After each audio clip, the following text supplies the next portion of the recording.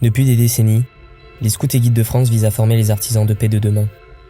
Et c'est en tant que tel que chaque année, des centaines de compagnons relaient les valeurs du mouvement à travers le monde, dans le partage et la rencontre d'autrui. Cet été, du 30 juillet au 20 août 2022, ce fut le tour de 5 jeunes adultes de réaliser ce qui sera l'aventure d'une vie. On les appelle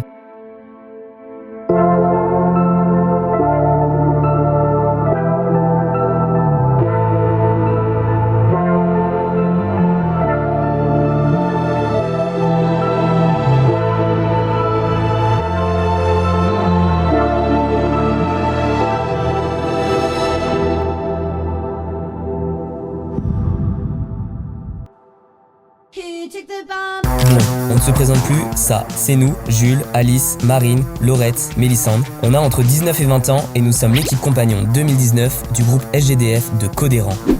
Nous sommes le 30 juillet 2022 et comme vous devez vous en douter, sur un projet qui a nécessité plus de 2 ans de préparation, des centaines de réunions, des heures à travailler sur un dossier de camp en béton, le jour du départ pour l'aéroport, nous n'étions absolument pas préparés. La veille, Alice, Marine et moi-même venons tout juste de rentrer de 2 semaines de camp bleu. Et le soir, Alice, le sac pas fait, ne met pas son réveil pour le lendemain matin, alors que Virginie devait venir la récupérer à 5h pétantes, direction l'aéroport. Allô, ma petite Toulouse, c'est pas qu'on a un avion, mais on sera mal au Maroc là. On ne peut pas rentrer chez soi. Mais comme si ça ne suffisait pas, le même jour, je me suis fait voler 940 € sur le parking de l'aéroport. En gros, l'argent qui devait nous permettre de vivre sur place, envolé. Enfin bref, après quelques contretemps de dernière minute et avoir dû reporter notre projet d'un été à cause du Covid, nous nous envolons enfin réaliser notre projet de solidarité internationale au Maroc. Bonjour, bienvenue à Marrakech. Arrivé à Marrakech, nous retrouvons Brahim. Brahim est chauffeur de taxi et c'est lui qui nous conduira jusqu'à notre destination, située à environ 200 km et à peu près 5 heures de route de Marrakech. Nous quittons donc la chaleur de la métropole marocaine pour rejoindre la fraîcheur de l'altitude de la vallée des Aïd Bougmez. Notre destination, le siège de l'association Tawaya, le village de Arbat, dans la province d'Azilal. Papa, maman, je suis désolée, j'en suis à 60 € de forfait. J'ai oublié d'enlever les données cellulaires. Aux alentours de midi, nous rejoignons enfin Azilal, la capitale de la province du même nom. L'occasion pour tout le monde de faire une pause et pour nous de déguster notre premier tagine. Je crois pas que ça se mange comme ça. Mais vous savez que normalement il faut utiliser une seule main parce que l'autre elle est faite pour sécher les fesses. Moi, je mets tout à la bouche. Ah, maman, je goûte de l'agneau. T'as jamais goûté? Si, j'ai goûté, mais avec l'agneau. Pourquoi? Ça a trop le goût d'animal. À travers les pistes escarpées qui sillonnent ces territoires vallonnés, nous profitons du trajet pour découvrir la diversité et la beauté qu'offrent les paysages marocains.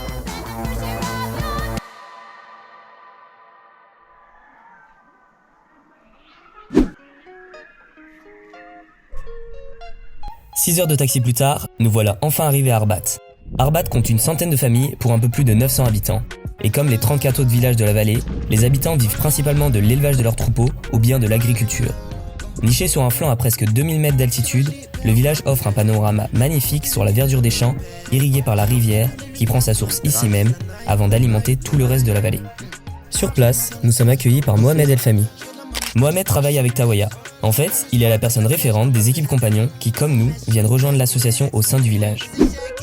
À peine arrivés sur place, nous découvrons une population très chaleureuse.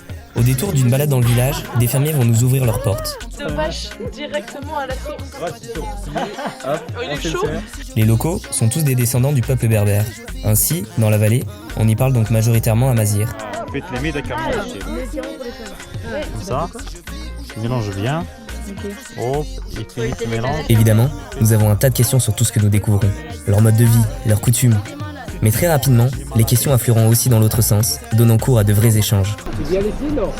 Ah oui, on découvre. Ouais, c'est sympa. C'est très dépaysant. Ça change beaucoup. Ici, tu manges bien, tu dors bien, c'est calme, hein? Oui. C'est bien ça. Au fil de nos échanges, nous nous laissons bercer par l'ambiance chaleureuse qui se dégage des hommes, des femmes et des enfants d'ici. Concernant notre logement, Tawaya a mis à notre disposition tout un étage au-dessus des salles de classe avec tout le confort nécessaire. Là, nous avons notre point d'eau pour purifier. On a toilette et douche. Nous avons notre chambre avec des petits lits très mignons. Beaucoup de couleurs, beaucoup de joie. Un peu à l'image de notre équipe en fait, non? Là, on a la cuisine, donc il y a un des membres de l'association qui cuisine un tagine. Donc vous n'avez pas l'odeur, mais Ça on vous sent assure que ça sent très bon. très bon.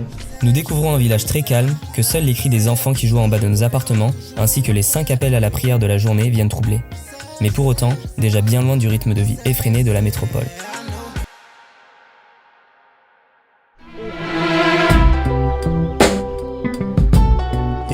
Le lendemain, nous poursuivons la découverte de notre terre d'accueil en prenant la route de Tabante, située à 1 heure à pied et à 15 minutes en voiture d'ici.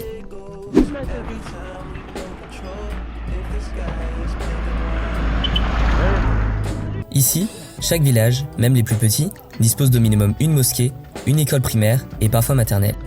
Mais c'est à Tabante que sont centralisés collèges, lycées, hôpital, postes et banques. C'est également ici que tous les dimanches se tient le souk. Ce fameux marché où se rassemblent les habitants de la vallée et où se pratique le marchandage et l'art de la négociation, grand jeu d'adresse qu'il s'agit de manier avec patience et une dose d'humour. Oui. Ah non. Non. Waouh, c'est trop beau que ça. Là on a le drip marocain ou pas? C'est très beau goût, c'est pas... Pour le retour, nous prenons le taxi local, un camion qui se charge de faire la navette plusieurs fois par jour entre les différents villages. Commence alors un jeu de Tetris dans lequel les gens tentent de se glisser entre les courses des uns, les animaux des autres, à l'intérieur ou sur le toit pour les plus téméraires. Finalement, nous nous retrouvons à 20 passagers à l'arrière, sans compter ceux qui se rajoutent en cours de route.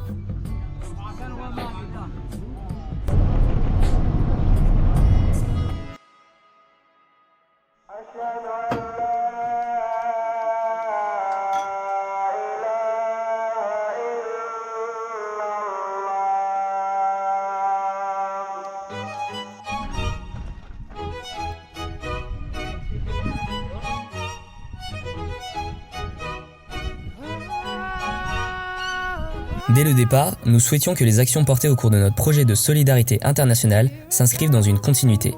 C'est la raison pour laquelle, il y a 2 ans, nous avons pris contact avec Mohamed Moujane, responsable communication de Tawaya. Ici, nous sommes sûrs qu'après notre passage, il y aura une suite au projet et à ce que nous allons entamer. Tawaya tire son nom de la source qui irrigue la vallée à la fonte des neiges. En l'absence de mairie au village, cette dernière œuvre depuis 2008 au développement et à la communication au sein du village. À travers différentes actions, comme le raccordement en eau et électricité des 125 habitations du village, le reboisement des flancs de la vallée, la construction de différentes infrastructures telles que des terrains de foot, digues et canaux d'évacuation. Mais Tawaya met surtout un point d'honneur sur les enfants, la jeunesse et l'éducation. À cet effet, elle a donc créé une école maternelle au sein du village, sachant qu'en général, les classes n'accueillent des élèves qu'à partir de la primaire. Qui plus est, elle soutient également les équipes de foot du village, ainsi que différents événements et rencontres sportifs. Concernant son lien avec les scouts, l'association accueille depuis 2011 des scouts de France. D'ailleurs, l'idée de ce projet nous est venue parce que justement, nos chefs y ont été avant nous. C'est donc une manière pour nous de leur rendre hommage en leur emboîtant le pas. Et le lundi, nous entamons enfin nos actions avec l'association. Les matins, nous travaillons sur la surélévation des murs d'enceinte des locaux de l'asso avec Hassan et Amo, maçons de profession, mais aussi Zakaria et Younes, 2 jeunes de notre âge avec qui nous avons beaucoup sympathisé. Quasiment toutes les maisons, à quelques exceptions près, sont faites de pisé, de bois, de paille et de bâches. Finalement, tout ce qui est nécessaire à la construction d'une maison ici se trouve à proximité. Ici, on construit toujours avec les mêmes méthodes vieilles de millénaires. Pour élever les murs, ils utilisent des coffrages composés de 3 planches de bois maintenues ensemble par un ingénieux système de barres et de cordes. Notre travail sur place consiste donc à remplir ces coffrages avec le mélange d'une argile que l'on vient humidifier avec de l'eau. Donc là on est en train de remplir des jerrycans d'eau parce que du coup vu qu'il y a des problèmes d'eau au village, ils préfèrent prendre à la source et garder l'eau potable pour leur consommation perso. Une fois le mélange tassé, le coffrage est déplacé et le processus est répété. Autrement, dans la semaine, nous avons aussi travaillé sur l'enfouissement des réseaux électriques de la pompe d'un puits qui vient alimenter l'un des châteaux d'eau du village. J'appelle le numéro 3 et 6. Les après-midi, quant à eux, sont consacrés aux activités avec les enfants du village. Durant cette période, ils sont en vacances, et vu qu'il n'y a pas école, toute occasion est bonne pour se réunir et jouer ensemble. Tout l'été, à partir de 16h donc, la cour de l'asso se métamorphose en une cour de récré pour les enfants du village, entre 3 à 12 ans, garçons et filles, tous ensemble. Là actuellement on fait une petite tomate avec les enfants et les jeunes du village. Malgré les nombreuses équipes compagnons qui sont venues avant nous, les enfants sont toujours aussi friands de faire de nouvelles rencontres, d'écrire, de dessiner, de lire, d'apprendre, mais surtout de jouer tout simplement.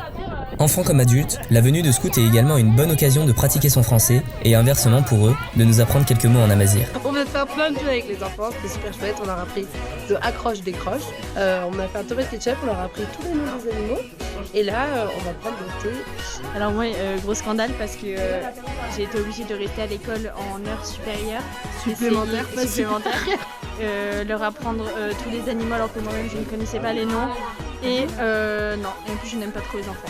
C'était le combo malchance. En fait, Alice, et en plus je suis dyslexique, donc j'écrivais mal les noms des animaux et du coup c'est eux qui me corrigeaient. Après le thé à la menthe de l'après-midi, nous rejoignons Younes, Zakaria et les autres jeunes du village, au terrain, près de la source, où ils se réunissent pour parler, jouer au foot et tout simplement profiter.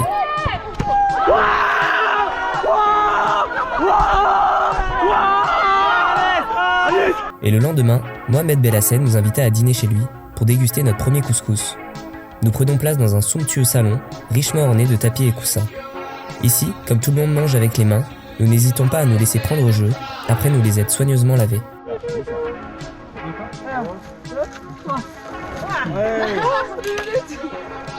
C'est bon. Au fil du temps, et des soirées que nous allions passer sur le terrain et à la source, avec les jeunes du village, nous finissons par nous lier d'amitié avec Zakaria, qui finira par nous inviter chez lui, une après-midi avec Laurette et Mélissandre, à partager le thé et le café avec ses frères. Pour le coup, il nous fit faire le tour de sa maison, mais aussi découvrir comment est-ce que les gens ici vivent tous ensemble, des grands-parents aux arrière-petits-enfants. Là, du coup, ils nous ont fait visiter leur maison. Plusieurs chambres où ils dorment à 3-4, je dirais, dedans. Ils ont au moins 10 enfants dans chaque famille. Et là, du coup, on est sur le toit et on a vu sur tout le village. La semaine se poursuivit sur la même trame, rythmée et animée par toutes les rencontres et les échanges que nous avons avec les locaux.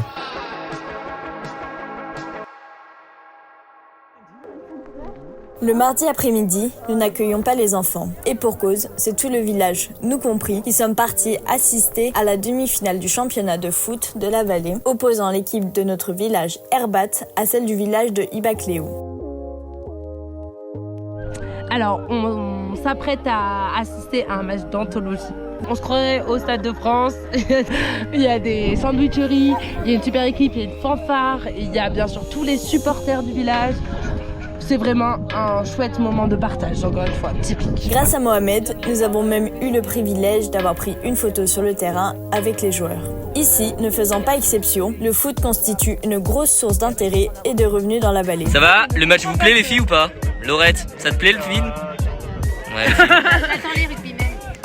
Ce championnat opposant les 34 villages de la vallée mise à la clé une sacrée somme d'argent en récompense en plus du précieux titre.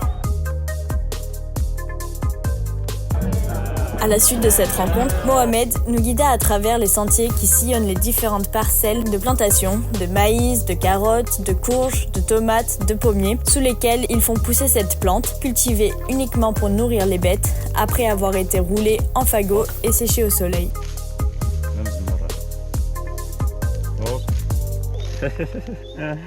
C'est bon. C'est bon. Mais nous devons soudainement arrêter notre cueillette pour rejoindre la route au plus vite. Au loin, nous commencions à entendre les échos du cortège, ainsi que le bruit des tambours, des chants provenant du camion qui vient ramener l'équipe victorieuse au village.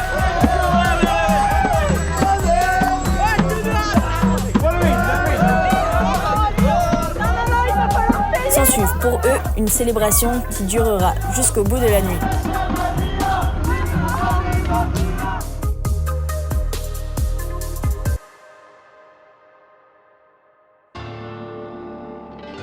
Et le samedi qui suivit, arriva enfin la tant attendue finale du championnat, opposant l'équipe de Herbat à celle du village d'Accordé. Nous sommes en direct de la dernière minute du match de la finale de Herbat contre Accordé.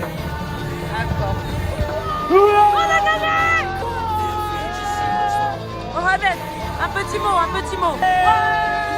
Quoi d'autre?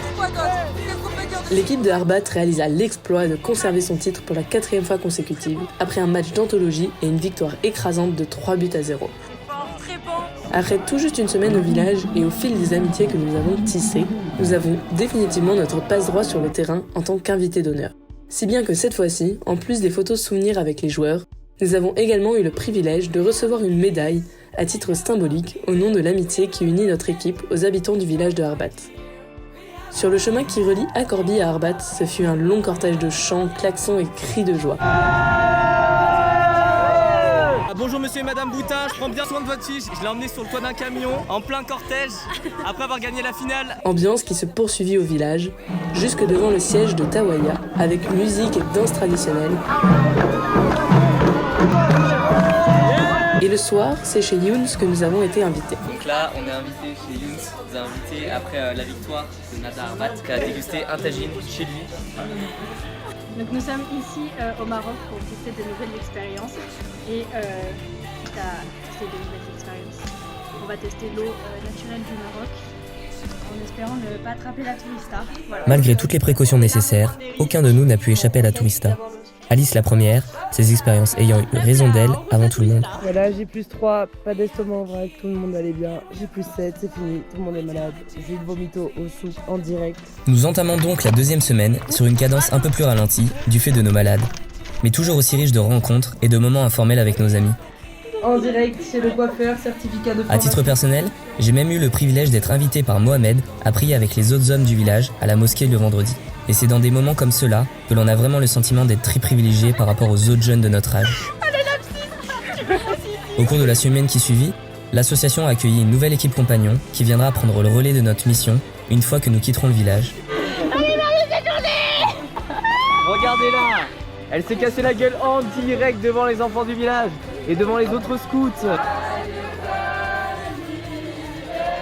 Enfin, entre tourista, chantier, enfants et foot, voilà comment furent rythmées ces 2 dernières semaines, jusqu'au moment fatidique de quitter Arbat et nos amis. Dernier jour à Arbat avec Tawaya, on est en train de faire un killer avec les enfants, de profiter des derniers instants. Évidemment, dans tous ces échanges, nous ne pouvions pas quitter le village sans initier la jeunesse marocaine à un des monuments de la culture francophone, j'ai nommé Joule. Dans un élan de génie, nous avons donc composé un flash mob avec les enfants, en guise de cadeau d'anniversaire pour Mohamed. Ça fait 20 ans que je suis dans le rap et je mérite un trophée quand je vois que ça fait que du Joule dans l'Europe. J'aurais pu finir dans le bloc, à dire que quand les gens me voient ils bloquent, ils pleurent comme si j'étais une star du rock. Et si vous vous posez la question, il a adoré.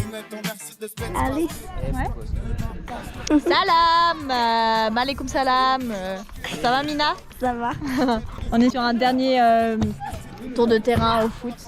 Voilà, je vous laisse admirer. Ça veut dire que là, il faut que tu tournes la caméra. Voilà. À ce moment, on est vraiment partagé entre un sentiment de tristesse du fait de devoir se quitter, mais surtout de joie et de reconnaissance pour s'être rencontrés et pour tous les moments de vie que nous avons partagés ensemble à Arbat. Et c'est dans un torrent de larmes et d'accolades que nous quittons le village en au revoir. Aujourd'hui, nous sommes toujours en contact avec certains jeunes du village, notamment Younes et Zakaria, et ça grâce à la magie d'Internet et des réseaux sociaux. Finalement, si on ne devait retenir qu'une seule chose de notre projet, ou s'il avait fallu mettre en avant un facteur avant les autres dans notre dossier de camp, ce serait sans nul doute la rencontre de l'autre. Mais bon, nous voilà à présent sur la route, prêts à entamer un tour de quelques-uns des lieux les plus beaux du Maroc, en compagnie de Brahim, que vous connaissez, Mohamed Moujane et Soukaina, sa fille. Dans les contreforts du Sud Atlas marocain, la nature nous livre un théâtre de toute beauté. En suivant les cours des rivières sinueuses, nous aboutissons sur des écrins de verdure à travers les ravins escarpés. La vallée des Roses est le surnom donné à la vallée de Dadès, qui se déballe au pied du Haut Atlas, entre la ville de Kelat Mgouna et le village de Boutarar. Ce surnom provient des haies de rosiers, initialement créées pour empêcher les chèvres de s'introduire dans les champs.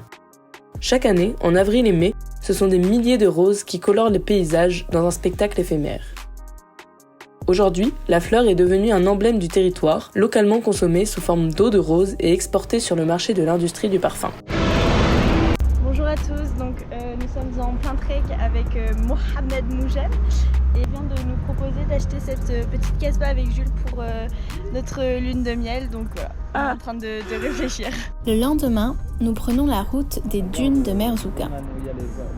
Nous devons faire une halte car nous sommes tombés en panne et au détour d'une ruelle, nous tombons nez à nez avec un véritable marchand de tapis. Après de féroces négociations, nous réussissons finalement à acquérir un tapis, mais devons laisser derrière nous Mélissande. Tu restes ici Mélissande ? On l'échange contre ce grand tapis là. Sur le chemin, nous passons par différentes palmeraies et les célèbres gorges de Toundra.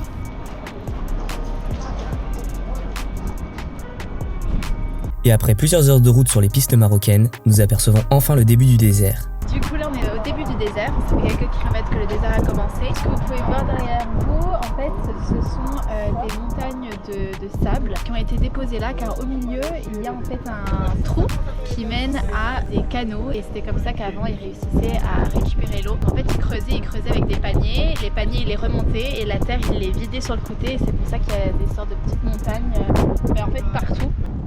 Finalement, nous rejoignons enfin les dunes de Merzouga. Je peux te mettre là, il est 5h du mat, c'est beaucoup trop tôt, mais on va aller voir un lever de soleil avec les chameaux, je crois. Non, dromadaire, bon, je sais pas, j'arrive pas à voir comment on passe, voilà.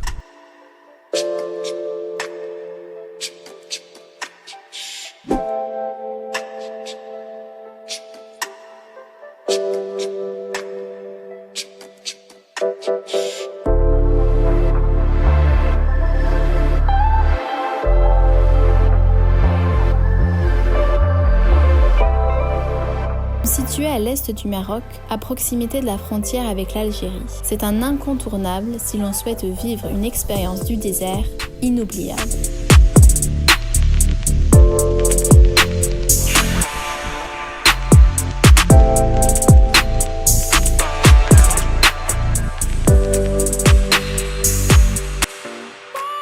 Le troisième jour de notre périple, nous prenons la direction de Ouarzazate. Telles les caravanes de marchands qui traversaient autrefois le désert à dos de chameau, nous progressons à vive allure dans le confort et la climatisation du camion full option de Brahim. Pour autant, le trajet n'en est pas moins éprouvant pour nous aussi. Ça va comme ci comme ça, nanani nanana, bonjour les amis, comment ça va? Donc voilà, comme on vous l'a dit, on est en direction de Ouarzazate. La route est calme et sinueuse de haut en bas. Alors hier, quand on était arrivé dans le désert, j'avais encore très envie d'aller aux toilettes. J'étais à deux doigts de me faire encore une fois dessus. Et j'avoue que la chasse d'eau ne marchait pas à la fin, mais je pense que ça y est encore. Bien arrivé à Ouarzazate pour visiter donc les studios de Ouarzazate. Créés en 83, les studios de l'Atlas Corporation se sont installés à l'entrée de la ville. Ils offrent un spectacle grandiose et majestueux à travers les décors de Gladiator, mais aussi à ceux d'Astérix et Obélix, avec Mission Cléopâtre notamment. Le lendemain, nous partons à la découverte de la cité de Aït Benedou. Cette cité se compose de bâtiments de terre, entourés de murailles que l'on appelle un ksar. Se regroupe à l'intérieur de ces murs défensifs tout un ensemble de casbahs et de maisons. La cité est également réputée pour avoir accueilli les tournages de nombreux chefs-d'œuvre du cinéma, notamment Gladiator. Donc nous sommes ici dans la cité du cinéma au Maroc, où j'hésite encore à investir. J'hésite entre du coup la Casbah ici, celle là-bas, ou encore celle un peu plus moderne avec les magnifiques jardins de Babylone. Donc voilà, je vais y réfléchir, je vais faire une offre. Enfin, voilà, les négociations vont se passer et on avisera après. Avant de rejoindre Marrakech et de quitter nos guides, Mohamed tenait à nous faire passer par la Casbah du Pacha El Glaoui. Aujourd'hui abandonnée, de somptueuses pièces richement décorées témoignent de la splendeur dans laquelle vivait cette famille. À l'intérieur, on retrouve un décor somptueux de stuc et de sellies tapissant entièrement les murs et le sol. On raconte que 300 ouvriers travaillèrent durant 3 années, jour et nuit, pour sculpter les plafonds et les murs.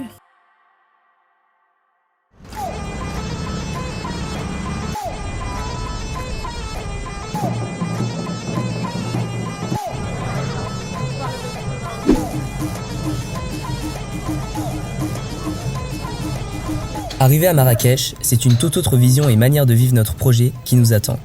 Bien loin du calme de la vallée, nous découvrons une ville prise dans la tourmente du tourisme, du commerce et de la modernité. Ici, nous ne le savons pas encore, mais c'est une toute autre facette du Maroc que nous nous apprêtons à découvrir. Marrakech, ancienne cité impériale de l'ouest du Maroc, est un centre économique majeur abritant ses mosquées, riads et jardins somptueux.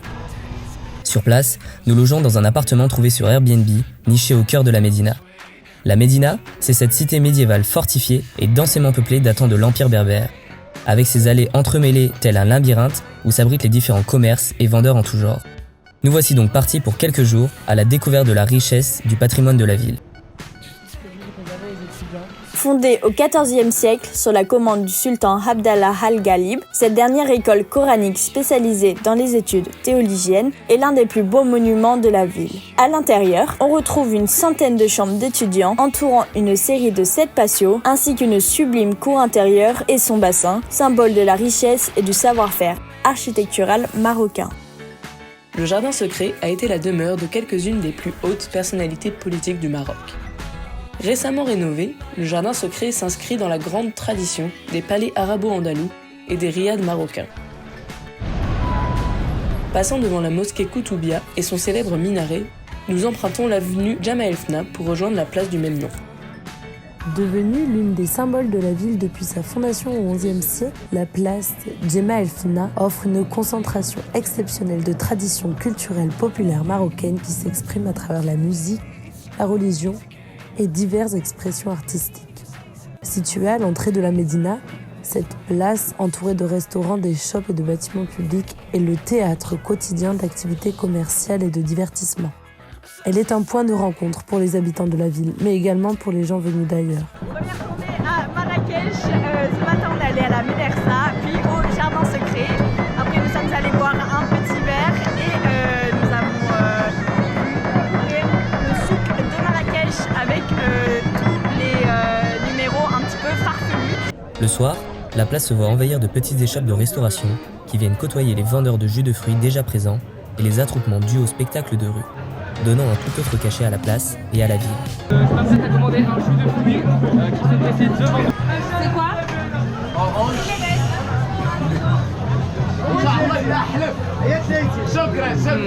Une ville qui grouillera d'activités jusqu'à tard le soir et dans laquelle nous finirons la journée par nous perdre à nouveau en mettant plus de 5 heures à rejoindre notre appartement. Le lendemain, nous quittons la Médina et prenons la direction des Jardins Majorels. Nous sommes aujourd'hui dans le quartier français de Guélise. Nous sommes en train de visiter les jardins Majorels recommandés par le guide du routard. Et là, nous sommes en face du mémorial de Yves Saint-Laurent. Et tu fais quoi? Ah, je me recueille profondément. Je prie pour lui. Et pour tous les autres grands couturiers du monde entier. Et une pensée pour les homosexuels et les minorités dans le monde? Bien sûr. Ça va avec. Avec la couture? Ça va, non, pas avec la couture, bouffon. Est-ce que tu insinues que les couturiers sont non, forcément... pas du tout. Je dis juste que ma pensée va avec toute la personnalité extravagante de Yves Saint-Laurent. Mais franchement, tes paroles pourraient laisser penser le contraire. C'est exactement toi qui me fais dire ce que je ne veux pas dire. Après ces propos très déplacés, Mélissande s'est proposé de nous faire une petite visite des lieux. Ici, il y a la fosse aux crocodiles. Ici, la litière du chat. À ce moment, je commence à regretter d'avoir supprimé mes rushs pour tourner cette séquence avec elle. Je sais plus quoi dire comme connerie. Datant de l'époque coloniale française, les grandes rues de Guélise abritent restaurants haut de gamme, cabarets, bars chics et les grandes boutiques. Fondé par l'artiste peintre Majorel, puis acheté par Yves Saint-Laurent, le jardin Majorel abrite environ 300 espèces sur près d'1 hectare.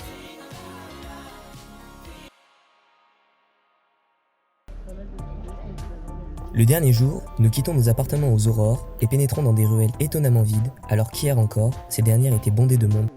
En effet, ici les marchands n'ouvrent boutique qu'à partir de 11h du matin. Mais bon, si on s'est levé si tôt ce matin, ce n'est pas pour le souk, mais c'est pour partir à la recherche de la place aux épices, et notamment une adresse en particulier, le Café des Épices. On se retrouve ici au Café des Épices pour tester de nouvelles saveurs avec un café aux épices. Ok, je suis mitigé, mais par contre la vue est splendide.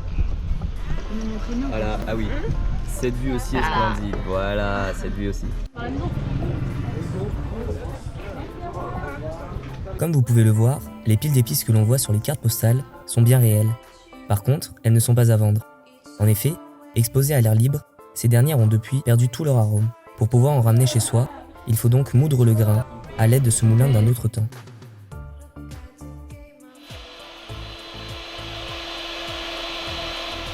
Donc là actuellement on se balade dans le souk de Marrakech après s'être fait extorquer plus de 80 € d'épices. Donc à présent on se dirige vers la Médersa pour aller trouver des babouches. Qui dit dernier jour dit également derniers achats. Et nous ne pouvions pas repartir d'ici sans un exemplaire de la mythique paire de chaussures. Prenez un de chaque.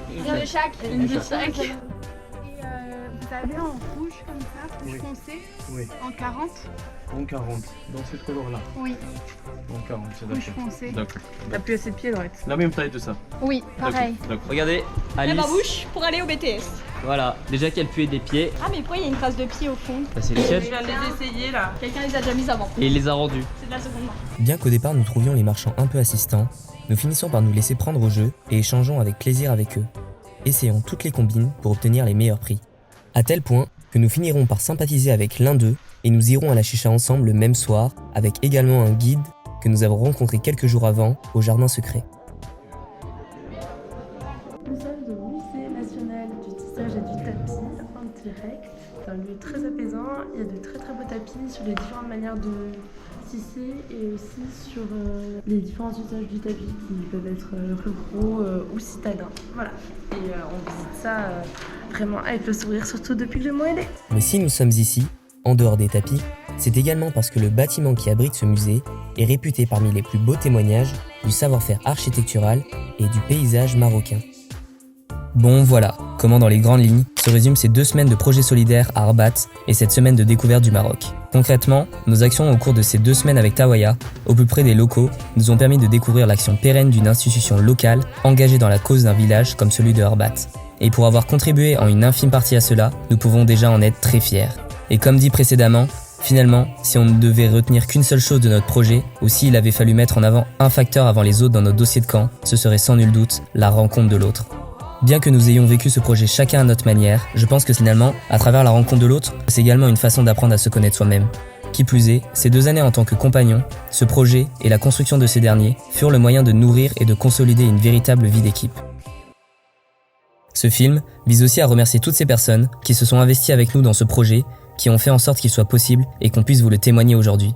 Depuis le début, nous avons toujours pu compter sur nos parents, nos proches, le groupe, mais surtout sur Virginie. Une femme formidable que le destin a bien voulu mettre sur notre route en prenant la responsabilité d'être notre acoco. Alors encore une fois, merci pour tout Virginie. Au final, au titre d'individu, nous sommes beaucoup de choses. Nous sommes Marine, Alice, Laurette, Mélissandre, Jules. Mais ensemble, nous sommes tellement plus que ça. Ensemble, nous étions un rêve, une équipe, puis un projet. Ensemble, nous sommes...